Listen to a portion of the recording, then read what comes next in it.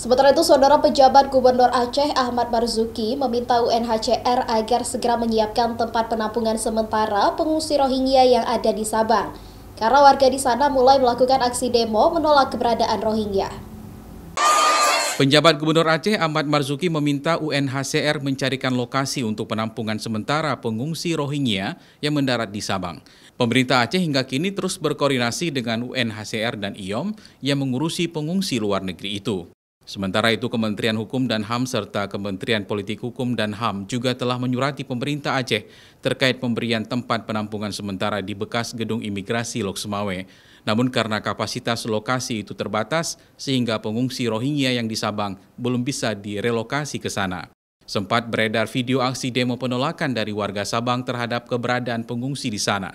Namun menurut PJ Gubernur Aceh, penolakan itu merupakan wewenang Bupati atau Wali Kota setempat, sehingga warga juga diminta bersabar sambil menunggu persiapan relokasi pengungsi Rohingya itu. Itu saya sudah bicara dengan UNHCR supaya mereka siapkan lokasinya. Itu masyarakat yang tahu ya.